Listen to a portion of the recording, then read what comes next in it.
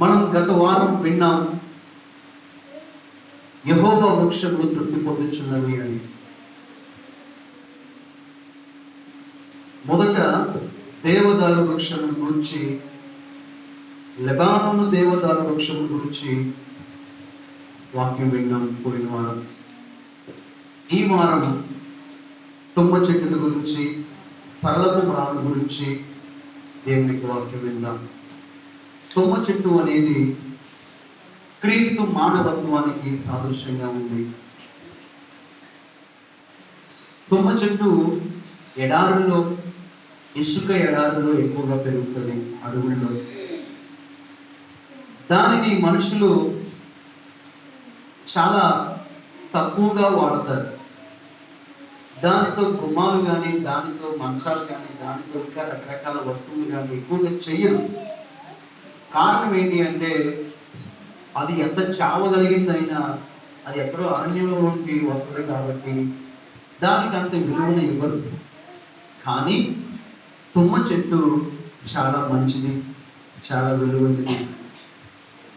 తుమ్మ చెట్టు కాయలు కానీ, తుమ్మ చెట్టు పువ్వులు కానీ పనికిరావు మనం తినడానికి. కానీ దానివల్ల వైద్యం కోసం వాడతారు. దాన్ని ఎందుకు వాడతారు? వైద్యం కోసం వాడతారు.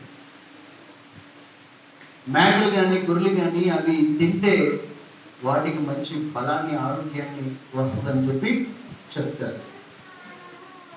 సో తుమ్మ చెట్టు అనేది విలువ లేనిదిగా కనబడుతుంది. ఎవరు ధరని పెద్దగా పట్టించుకోరు. దేవదారు చెట్టుకి, చందనపు మ్రానులకు, టేకు చెట్లకు, ఇంకా మనకు తెలిసినటువంటి రకరకాల చెట్లకు ఉన్నటువంటి విలువ తుమ్మ చెట్టుకు లేకపోయినప్పటికీ దేవుడు తన సన్నిధిలో తుమ్మ చెట్టుతో చేసిన ఒక వస్తువు ఉండేలాగా ఆయన తుమ్మ చెట్టును పోల్చుకున్నాడు. ఈ లోకము చాలా భయంకరమైనది. వెలిచూపును బట్టి చూస్తుంది, వెలిచూపును బట్టే ప్రాధాన్యతనిస్తుంది. తన వాళ్ళు ఎవరో, తన వాళ్ళు కాని వాళ్ళు ఎవరో. ఈ లోకంలో మనము వెలివేయబడుతూ ఉంటాం. కాని వాళ్ళ వల్ల కాని మాటలు వింటూ ఉంటాం.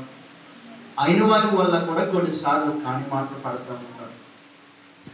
దాని గల కొన్ని పరిస్థితులు మన పేదరికం కావచ్చు, మన తెలివి తక్కువతనం కావచ్చు, చదువు లేకపోవడం కావచ్చు, సమాజంలో మనం గౌరవప్రదంగా ఉన్నతంగా బ్రతకడానికి కావలసిన అన్నీ మనకు లేకపోవచ్చు.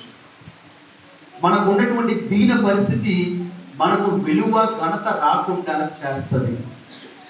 కానీ ఎప్పుడైతే మనము ఈ లోకం యొక్క దృష్టిలో విలువ లేని వారంగా, తృణీకరింపబడిన వారంగా ఉంటామో అప్పుడే దేవుడు మనకు ఎక్కువ విలువనిచ్చి ఆయన మనకు ఉన్నతమైన స్థానంలో నిలబెడతాడు.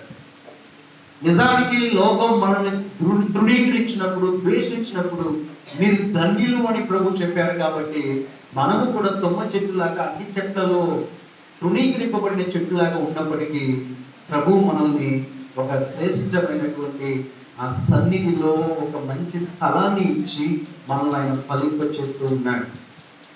మనమందరం యెహోవా నాటిన చెట్ల వలె ఉన్నాం.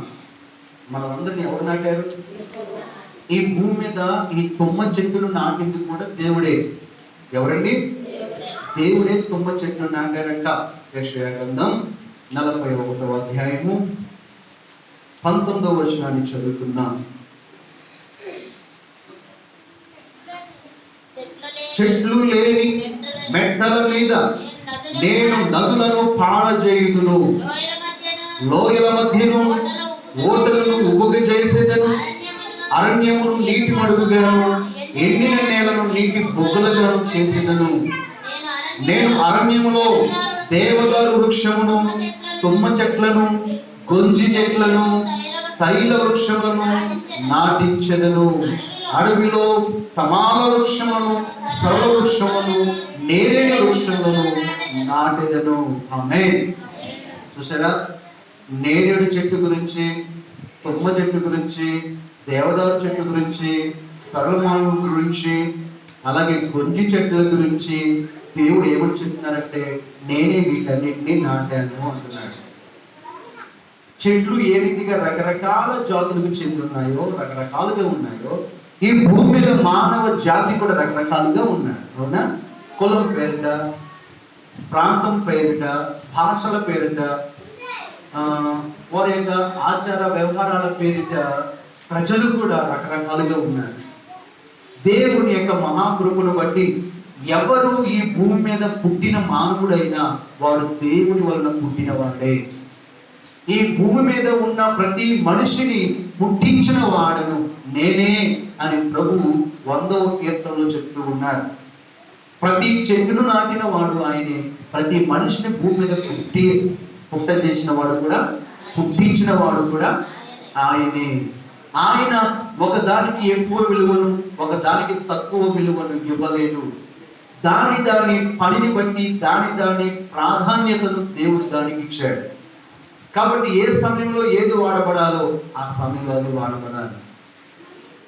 కంచి చెట్లు అంటాం కదా, కంచెత్తనం అంటాం మనమైతే. తుమ్మ చెట్టుని కంచెత్తనం అంటాం. ఎందుకు కంచెత్తనం అని అంటామంటే అది కంచె వేయడానికి ఎక్కువగా వాడతాం కాబట్టి. ఈ కంచె వేయడం అనేది మన పొలాలకే కాదు, మన ఇళ్ళకే కాదులే, కానీ మన వీటికి పశువుల పాకలకే కాదు, కానీ దేశ సరిహద్దులుగా కూడా ఈ కంచె విత్తనం చెట్లను వేశారు. అది చావని మొక్క కాబట్టి, ఎలాంటి ప్రాంతంలోనైనా బ్రతకగలిగిన మొక్క కాబట్టి దానిని అలాగ దేశ సరిహద్దులకి కూడా వాడటం జరిగింది. ఈ తుమ్మ చెట్టు యేసుక్రీస్తు ప్రభువారు నాటిన చెట్టుగా చెప్పబడుతూ, ఈ తుమ్మ చెట్టు యేసుక్రీస్తు ప్రభువారు మనుష్యునిగా పుట్టారు కదా ఈ భూమి మీద. ఆయన ఆ మానవత్వానికి, ఆయన మనిషిగా పుట్టడానికి ఇది గుర్తుగా ఉంది. ఇది అరణ్యంలో పెరుగుతుంది. అరణ్యంలో విరివిగా దొరికే చెట్టు తుమ్మ చెట్టే. దేవుడు మందసం తయారీకి తుమ్మ చెట్టునే వాడుకున్నాడు. దేవుడు కావాలనుకుంటే దేవదారు చెట్లు, చందనపు చెట్లు, లెబానోను విలువైనటువంటి చెట్లను ఆయన తెచ్చుకొని తన కోసం ఆయన వాడుకోవచ్చు. కానీ ఆయన తన బలిపీఠం కోసం దేని వాడుకున్నాడు? తుమ్మ చెట్టునే వాడుకున్నాడు. మీకు గత వారం చెప్పాను, సొలొమోను దేవాలయం కట్టించినప్పుడు రాళ్లతో గోడలు కట్టి, గోడల మధ్యలోనేమో వెండిపోత పెట్టి, వెండిపోత పైన చెప్పాలి ఈ దేవదారు చెక్కను అమర్చారు. అంటే రాయి కంటే, వెండి కంటే విలువైనదిగా దేవదారు చెట్టును. ఇప్పుడు ఈ దేవదారు చెట్టు కంటే విలువైనది తుమ్మ చెట్టు. అర్థమైందా? దేవదారు చెట్టును మీరు ఎప్పుడు చూసి ఉండరేమో, తుమ్మ చెట్టుని ఎప్పుడు చూసుంటారు. తుమ్మ చెట్టుకి ఎక్కువ ప్రాధాన్యతను ఇచ్చి ఉండరు, కానీ దేవుడు తుమ్మ చెట్టుకి ఎక్కువ ప్రాధాన్యతను ఇచ్చారు. దేనికంటే? రాయి కంటే, వెండి కంటే, దేవదారు చెక్క కంటే దేనికి? తుమ్మ చెట్టుకి ఎక్కువ ప్రాధాన్యత ఇచ్చారు. తుమ్మ కర్రేమో గోడలో ఉంది, క్షమించండి, దేవదారు చెక్కేమో గోడలో ఉంది, తుమ్మ కర్రేమో మందసముగా చేయబడి దేవుని దగ్గరలో ఉంది. ఆ తుమ్మ చెట్టుతో చేసినటువంటి మందసము అతి పరిశుద్ధ స్థలంలో పెట్టబడింది, కానీ దేవదారు కర్ర గోడలో పెట్టబడింది. ఏది ఎక్కువ విలువైనది? దానికి విలువ లేకపోయినా దేవుడు తన దగ్గర పెట్టుకున్నాడు. ఆ మందసములో అహరోను చిగిర్చిన కర్ర ఒకటి. ఆ కర్ర దేవుడు దానికి ఆజ్ఞాపించినప్పుడు అది చిగిర్చి, అది పుష్పించి బాదం కాయలు కూడా కాసింది. 12 గోత్రాలు వాళ్ళు 12 కర్రలు తీసుకొచ్చి పెట్టినప్పుడు దేవుడు ఏ గోత్రాన్ని కోరుకున్నాడు? అహరోను గోత్రాన్ని, లేవి గోత్రాన్ని కోరుకున్నాడు. ఆయన కోరుకున్నాడని గుర్తింపుగా ఉండడానికి ఆ కర్రను దేవుడు, ఎండిపోయిన కర్రను చిగిర్చి చేసి దానికి పువ్వులు వచ్చి కాయలు కాసినట్లుగా మనం చూస్తాం. ఆ కర్రను ఆ మందసంలో పెట్టారు. మన్నా కురిసినప్పుడు ఆ మన్నాను దేవుడి సందులో కూడా పెట్టారు. ఒక గిన్నెలో ఆ బంగారపు గిన్నెను కూడా ఆ మందసంలో పెట్టారు. అలాగే దేవుడు ధర్మశాస్త్రాన్ని ఇచ్చాడు. 10 ఆజ్ఞలను 2 పలకలు, 5 ఆజ్ఞలు ఒక పలక, 5 ఆజ్ఞలు ఒక పలక. ఆ 2 పలకలు కూడా ఆ తుమ్మ చెట్టు కర్రతో చేసిన మందసంలోనే పెట్టబడ్డాయి. ఆలోచించండి, మనం ఏదైనా సరే విలువైన దాన్ని విలువైన చోట దాస్తాం, అవునా? ఎవరైనా సరే బీరువాని ఏ మూలలో పెడతారు అమ్మా? సరుకులో పెడతారా? బీరువాని మీ ఇంటి దగ్గర ఎక్కడ పెడతారు? ఈశాన్య మూలలో పెడతారా? ఆగ్నేయంలో పెడతారా? ఆగ్నేయంలో పెడతారు కదా.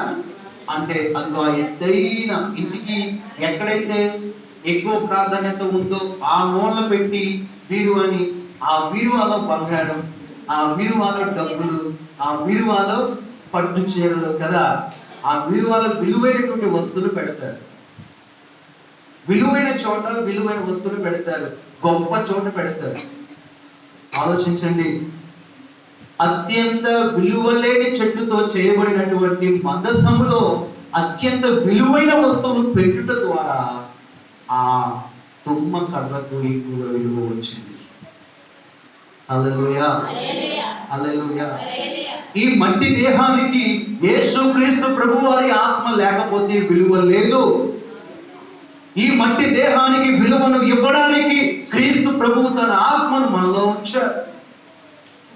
మీరు దేవుని ఆలయమై ఉన్నారని, దేవుని ఆత్మ మీలో నివసించుచున్నారని మీరు ఎరుగరా అని ప్రభు అడుగుతున్నారు. అంటే మనకు విలువ వచ్చేది ఎప్పుడు? దేవుని ఆత్మ మనలో ఉండి నివాసము చేసినప్పుడు మనకు విలువ వస్తుంది. మన మాటలు, మన చూపులు, మన ప్రవర్తన, మన పనులు, మనం చేసే ప్రతి ప్రార్థన, ప్రతి స్తుతి, ఆరాధన అన్నీ కూడా ఆయనకు మహిమార్థంగా, లోకానికి దీవెనకరంగా ఉంటాయి. ఆయన లేడనుకుని మనకు విలువ లేదు. విలువ లేని మనుషులకు ఏ రీతిగా సమాజం గౌరవించుదో, ఉన్నా లేకపోయినా మనం క్రీస్తుని నమ్ముకొని యథార్థంగా, పరిశుద్ధంగా, నీతిగా బ్రతుకుతూ ఉన్నప్పుడు ఎలాంటి వాళ్ళైనా మనకు విలువనిస్తారు. ఆ విలువ మనల్ని బట్టి వచ్చింది కాదు. ఇతను చాలా మంచివాడు అనుకుంటారు కానీ విలువనివ్వరు. అదే క్రీస్తు ప్రభు మనలో ఉంటే మనకు విలువనిస్తారు. దేవునికి స్తోత్రం కలుగుగాక. హల్లెలూయా. ఈ తుమ్మకర్రతో చేసినటువంటి ఈ మందసము ప్రత్యక్ష గుడారము నుండి తెచ్చిన ఒకే ఒక వస్తువు. హల్లెలూయా, నిబంధన మందసము. సొలొమోను దేవాలయం కట్టించినప్పుడు ఆ దేవాలయంలో అన్ని రకాల చెట్లను వాడారు, కానీ అరణ్యములో మోషే టైంలో పెట్టినటువంటి ఆ యొక్క మేక వెంట్రుకలతో తయారు చేసినటువంటి గుడారం వింటున్నారా? నా సన్నిధి నీతో కూడా వచ్చును అంటే ఇశ్రాయేలు ఎక్కడైతే దేవుని మేఘం దొరుకుతుందో అక్కడ వాళ్ళు ఆగి నివాసం చేసుకుంటూ ఉండేవాళ్ళు. మళ్ళీ ఆ మేఘం ఎత్తబడినప్పుడు వాళ్ళు కదిలేవాళ్ళు, మేఘం దిగినప్పుడు ఆ మేఘం కింద వాళ్ళు విశ్రాంతి పొందేవాళ్ళు. ఈ రీతిగా మేక వెంట్రుకలతో తయారు చేసినటువంటి గుడారం మధ్యన అతి పరిశుద్ధ స్థలం ఆవరణంగా ఏర్పరిచి దాన్ని మోసేవాళ్ళు, దించేవాళ్ళు, సర్దేవాళ్ళు, లేవీలు, కహతీయులుగా ఏర్పడి వాళ్ళందరూ ఆ మందిరములో కదిలే మందిరాన్ని తయారు చేశారు. హల్లెలూయా. దాన్ని మందసము అలాగే గుడారముగా పిలిచారు. ఆ అరణ్యంలో 40 సంవత్సరాల పాటు ఆ మందిరాన్ని వాళ్ళు ఒక చోటు నుంచి ఇంకొక చోటికి అలా తిప్పుతూ తిరిగారు. ఆ మందసము ఆ మందిరముల నుండి సొలొమోను కట్టినటువంటి దేవాలయంలో, హల్లెలూయా, ఇప్పుడు బంగారంతో పెద్ద పెద్ద వెలగలిగిన రాళ్లతో గుడి కట్టేశారు. ఆ గుడిలో పాత గుడిలో నుంచి వస్తువులు కొన్ని తెచ్చారు. ఆ కొన్ని వస్తువులు కాదు కానీ ఒకే ఒక వస్తువు తెచ్చారు. ఆ ఒక్క వస్తువు మందసం మాత్రమేనంట. హల్లెలూయా, హల్లెలూయా.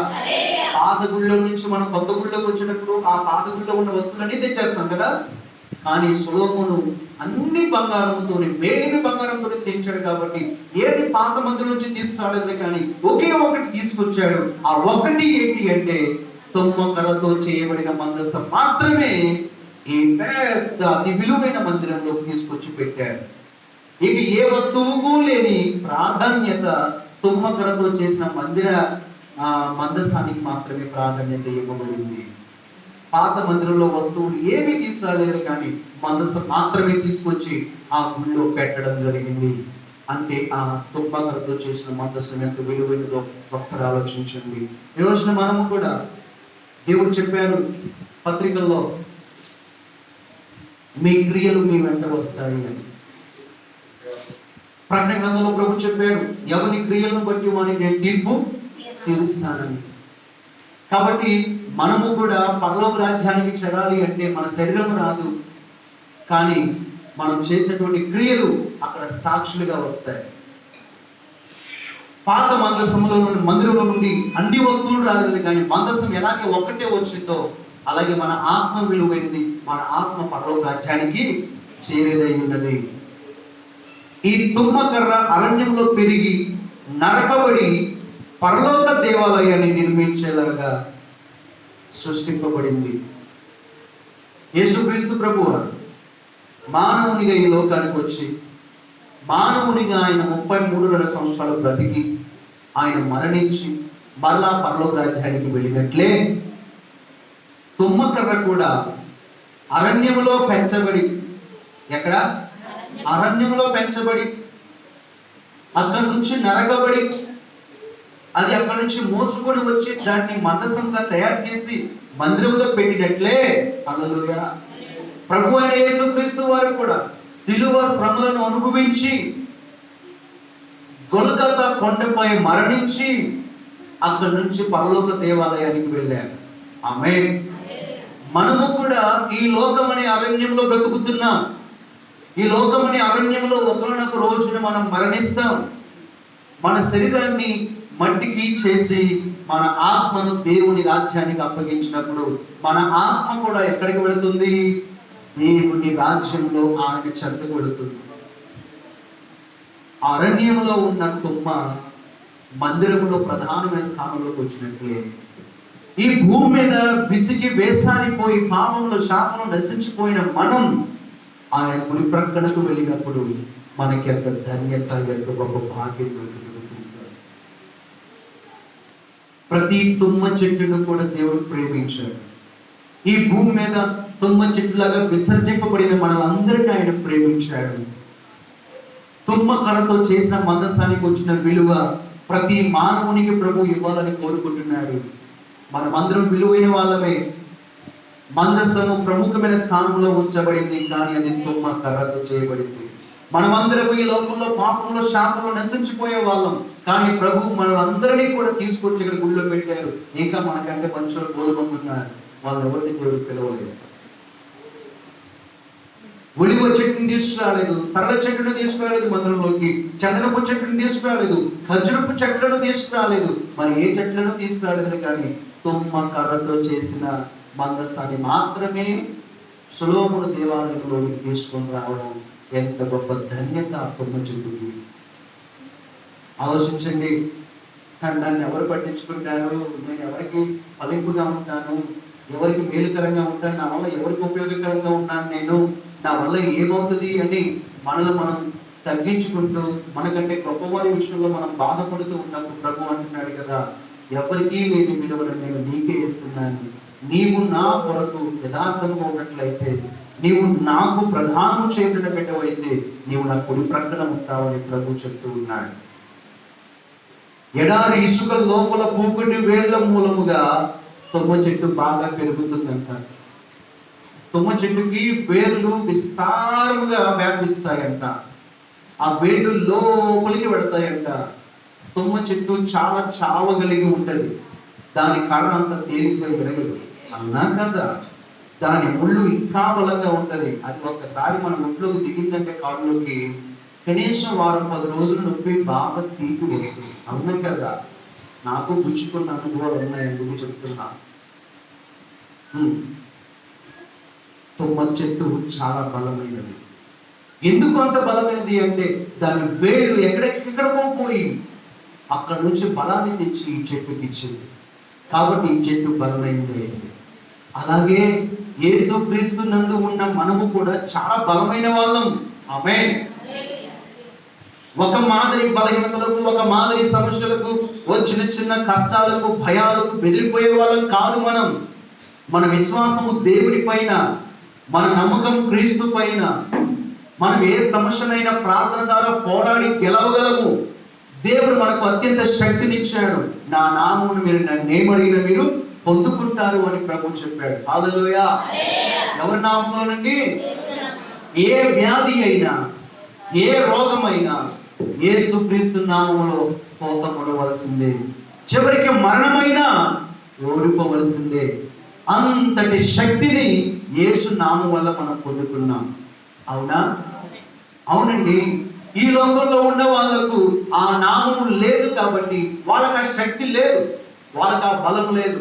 కానీ మనకుంది.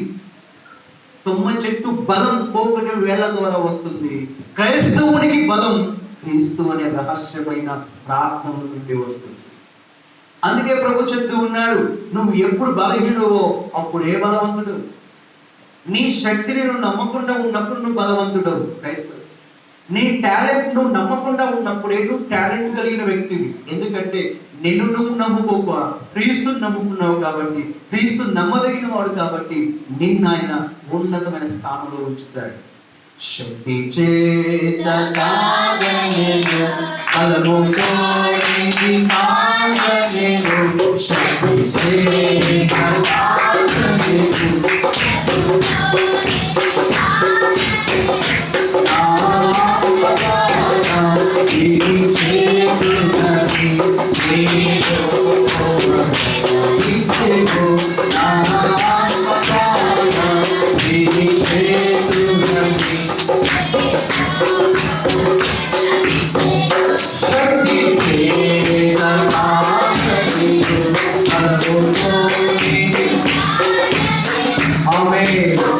హల్లెలూయా. మన శక్తి, మన బలం, మన యొక్క ధైర్యం, మనకున్నటువంటి సమస్తము ఎక్కడి నుంచి వస్తుంది మనకు అంటే క్రీస్తు యేసు నుండి మనకు లభిస్తూ ఉన్నాయి. మనం వెళ్ళి రహస్యమందున మన తండ్రి దగ్గరికి మోకరించి ప్రార్థన చేసినప్పుడు ఏ విషయంలో మనకు శక్తి, బలం, ఆరోగ్యం కావాలో ఆ విషయంలో ప్రభు మనకు దయచేసేవాడు ఉన్నాడు. యేసుక్రీస్తు ప్రభు వారు చెప్తూ ఉన్నాడు. యోహాను సువార్త 4వ అధ్యాయము 32వ వచనాన్ని చదువుకుందాం.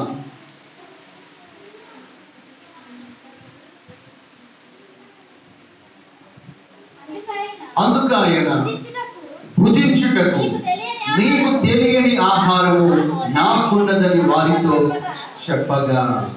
చాలండి. యేసుక్రీస్తు ప్రభు వారు సమరయ స్త్రీతో మాట్లాడుతూ ఉండగా శిష్యులు యేసు ప్రభు వారు భుజించుటకు ఆహారాన్ని తీసుకురమ్మని చెప్పి పంపించినప్పుడు వారు వెళ్ళి తిరిగి వచ్చినప్పుడు యేసయ్య ఆ స్త్రీతో మాట్లాడుతూ ఉన్నాడు. యేసయ్య ఆమెతో అన్నాడు, అమ్మా, దాహమునకు నాకు కొంచెం నీళ్ళు అని. అప్పుడు ఆమె అంటుంది, యూదుడు అయిన నీవు సమరయ స్త్రీనైన నన్ను దాహం మడుగుట ఏంటి అని అడుగుతుంది. అప్పుడు యేసుప్రభువు అంటారు, నీవు తోడుకొని తాగే నీళ్లు నీకు మరలా దప్పికనిస్తాయి, కానీ నేనిచ్చే నీళ్లు నువ్వు తాగితే నీకు ఈ జన్మలో ఇంకెప్పుడు నీళ్లు తాగాల్సిన అవసరం ఉండదు. అయితే ఆ నీళ్లు నాకు ఇవ్వండి, నేను మాటి మాటికి వచ్చి బావి దగ్గర చేదుకోవాల్సిన అవసరం లేకుండా అంటే ప్రభువు అన్నారు, ఆ నీళ్లు నీకు ఇస్తాను, నీవు పోయి నీ భర్తను తీసుకొని రా అన్నారు. గుక్కెడు నీళ్లు ఇవ్వడానికి భర్తను తీసుకురావాల్సిన అవసరం ఏంటంటే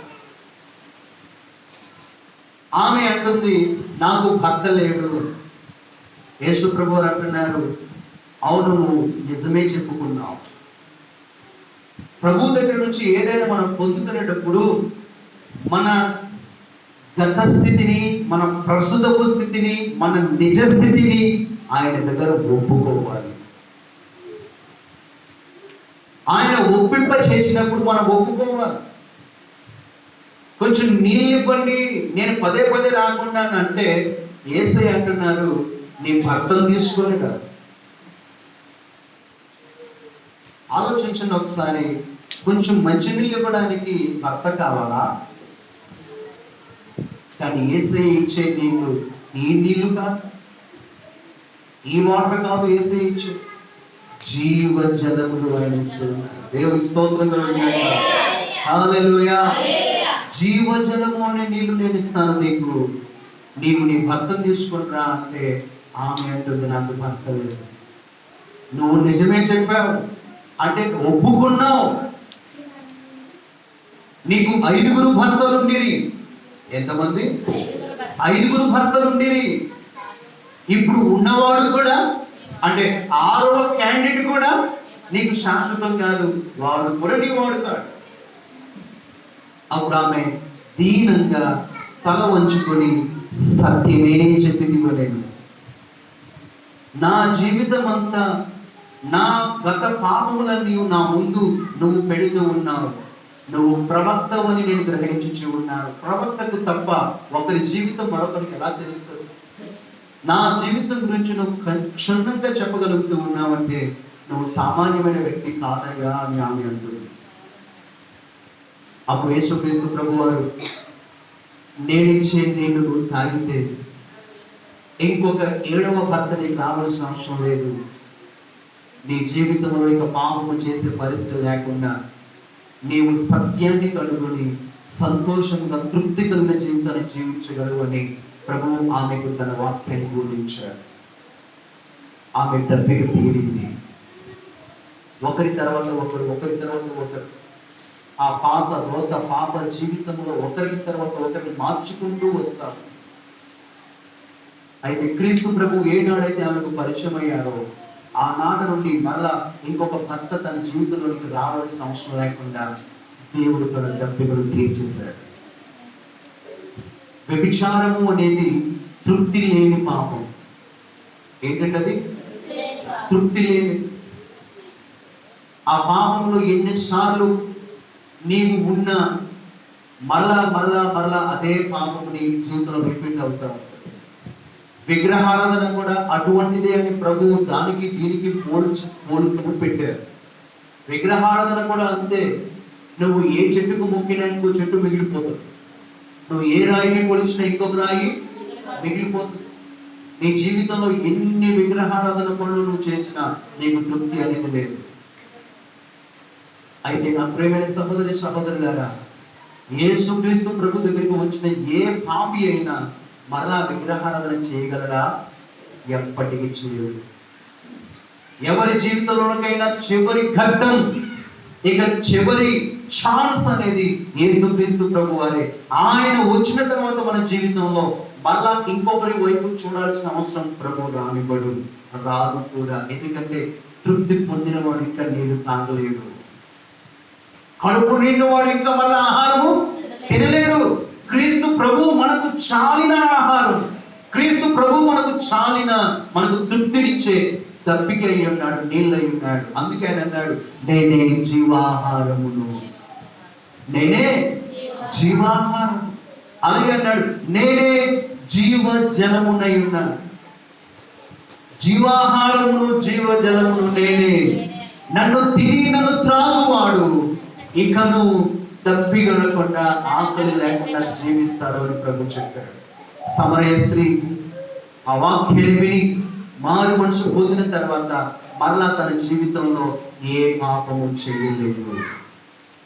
మరలా ఆ వ్యభిచారపు కోపంలోనికి వెళ్ళలేదు. మరలా వాటిపై వ్యామోహం ఆమెకు కలగలేదు. కారణం, దేవుడు తన జీవితంలో గొప్ప మార్పు ఇచ్చేశాడు. దేవుడు మనకు ఏదో బహుమానాన్ని ఇవ్వాలని కోరుతాడు. ఆయన బహుమానం ఇచ్చే ముందు మన నిజ స్థితిని ఒప్పుకోమని చెప్తాడు. మన నిజస్థితి ఏమై ఉన్నది? అది పాపమా, అది శాపమా, అది ఏదైనా సరే మనం ఉన్నది ఉన్నట్లుగా ఆయన దగ్గర ఒప్పుకున్నాం అనుకోండి, ఆయన మనల్ని క్షమించి తన నిత్య జీవాన్ని మనకిస్తాడు. మనం క్షమించబడకుండా, క్షమాపణ ప్రార్థన కోరకుండా, నన్ను మన్నించమని అడగకుండా, మన నిజస్థితిని ప్రభు దగ్గర ఒప్పుకోకుండా ఎన్ని బహుమానాలు, ఎన్ని ప్రార్థనలు చేసినా ఆ ప్రార్థనలకు జవాబులు రావు. హల్లెలూయా. మీకు అర్థమవుతుందా? తుమ్మ చెట్టు యొక్క బలం చావ తన కూకటి వేళల నుండి, రహస్య స్థలం నుండి తనకు వస్తుంది. ప్రతి విశ్వాసికి తెలియనటువంటి విశ్వాసం, బలం, ధైర్యం రహస్యమందున్న క్రీస్తు ప్రభువుల నుండి వస్తుందని వాక్యం సెలవిస్తూ ఉంది. లోకంలో గంటకొకరు ఆత్మహత్య చేసుకొని చనిపోతున్నారు. అర్థమవుతుందా? ఎంతో మంది యాక్సిడెంట్ల ద్వారా చేస్తున్నారు. కానీ ప్రముఖంగా మనం ఆలోచిస్తే ప్రతిరోజు కూడా ఎక్కడో ఒక చోట ఉరి పోసుకొని ఆత్మహత్య చేసుకొని ఏదో రకంగా చనిపోతూ ఉన్నారు. దానికి గల కారణం వారిలో ఉన్న పిరికితనం. దానికి గల కారణం ఈ సమస్యను జయించలేమనే భయం.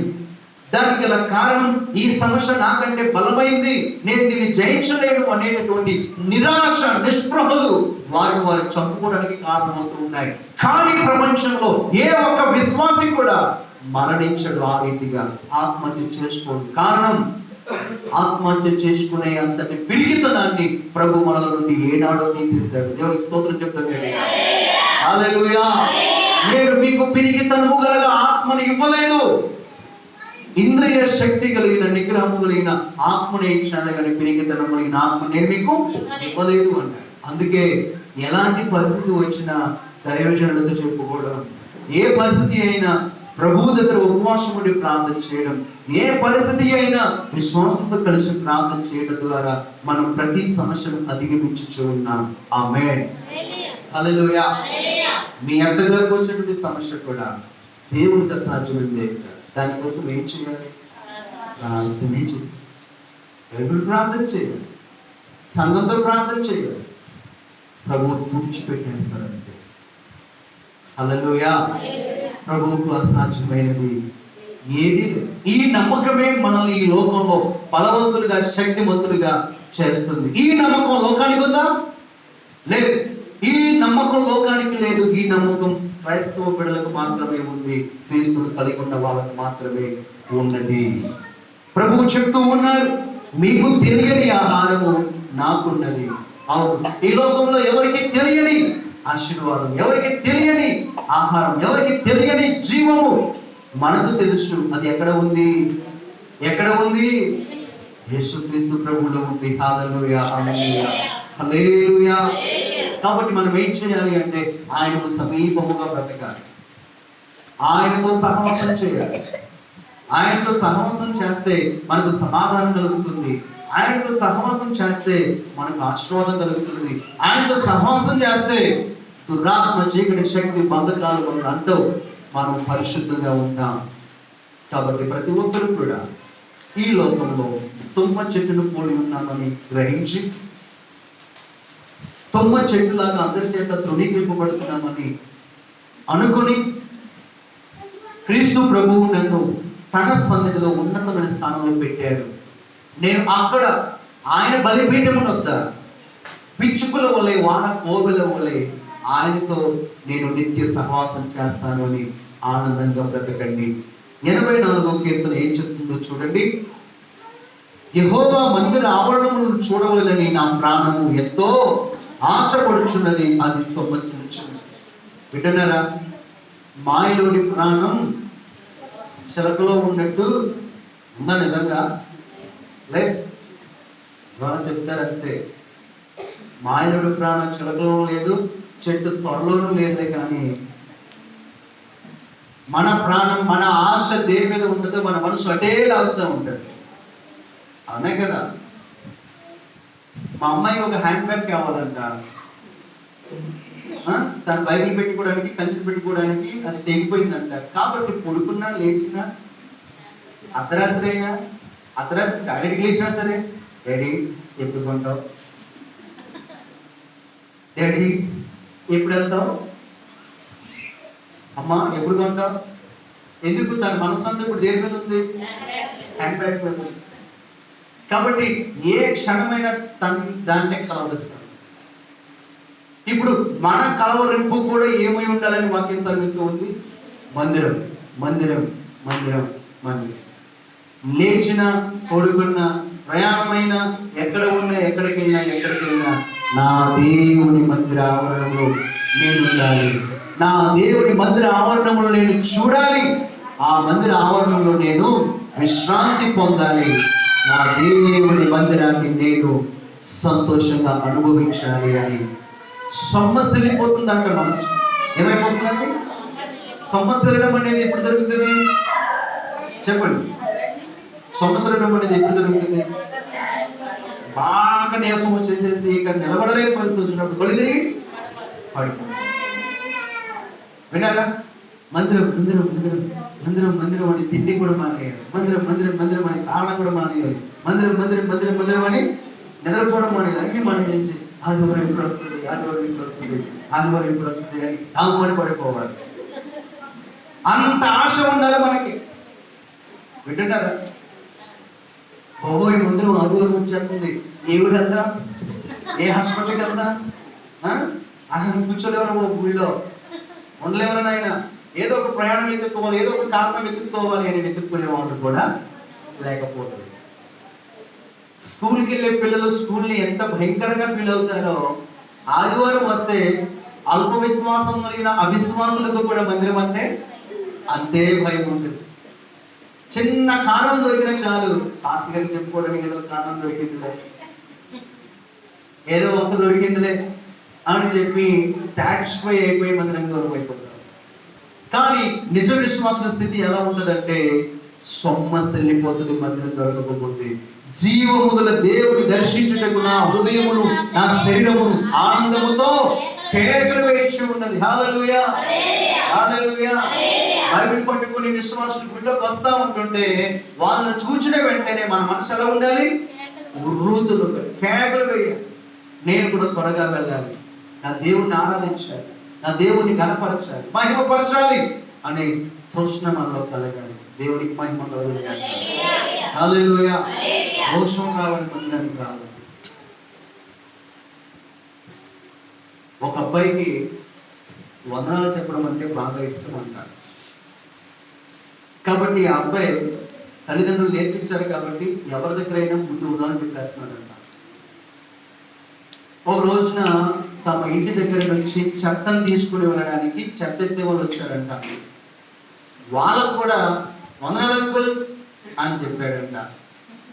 వాళ్ళు సంతోషంగా అనుకుని తర్వాత రోజు అలా ప్రతిరోజు చెప్తూ ఉన్నాడు. వీడికి విసుగు లేదు, వాళ్ళకి హ్యాపీగా ఉంది. ఆయన ఆ ట్రక్ అక్కడ ఆపేసేసి ఒక రోజున దిగి కొన్ని లక్షల విలువైన మంచి బహుమానం తీసుకొచ్చి తనకిచ్చాడు. అంటున్నాడు కదా, నేను ఈ చెత్త ఎత్తే పని చేస్తానందుకు నాకు నమస్కారం పెట్టేవాళ్ళు ఎవరు లేరు, కానీ నన్ను ప్రేమించి నన్ను గుర్తించి నాకు ప్రతిరోజు నాకు వందనాలు చెప్తున్నందుకు ఇదిగో నీకు బహుమానం అని చెప్పి ఇస్తే ఆ పిల్లుడు ఎంత మురిసిపోయాడో. తనకు తెలియదు వందనాలు చెప్పడం ద్వారా ఇంత గొప్ప గిఫ్ట్ వస్తుందని. అర్థమైందా? మనం మన నీతి క్రియలను ఎడతెగక కొనసాగించినప్పుడు ఏదో ఒక రోజున ప్రభు మనల్ని మేలుతో తృప్తిపరుస్తాడు. దేవునికి స్తోత్రం కలుగుగాక. హల్లెలూయా. మానక ప్రభు మందిరానికి వచ్చి ప్రభువును కీర్తించి ఆరాధిస్తూ ఉన్నప్పుడు ఏదో ఒక రోజున దేవుడు మనకి బహుమానం ఇచ్చి మనల్ని ఆయన తృప్తిపరచి మనల్ని ఆయన ఆస్వాదించి తిరిగి మన గృహాలకు పంపిస్తాడు. ఆ రోజు ఈ రోజే లేవు. తుమ్మ చెట్టు రహస్య బలం దాని కోకటి వేళల నుండి దానికి అందుతున్నట్లుగా క్రీస్తు ప్రభు రహస్య స్థానం నుండి మనకు శక్తి దొరుకుతుంది. మనమందరం క్రీస్తుతో ఉన్న శక్తిని పొందుకొని ఆయన ఇచ్చే బహుమానంతో, ఆయన ఇచ్చే ఆనంద సంతోషముతో, ఆయన ఇచ్చే కృపా కటాక్షములతో మనం మన గృహాలకు వెళ్దాం. దేవుడి దిన వాక్యం మన కొరకు దీవించును గాక. ఆమేన్.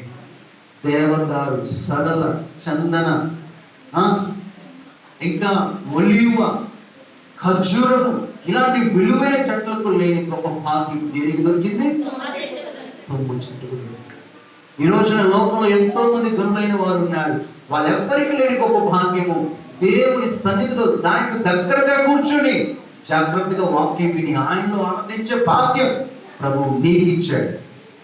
నువ్వు సంతోషించినట్లయితే, ఈ వాక్యాన్ని అంగీకరించినట్లయితే మోకరించి ప్రార్థన చేసుకుందాం. ప్రతి ఒక్కరు మోకరించి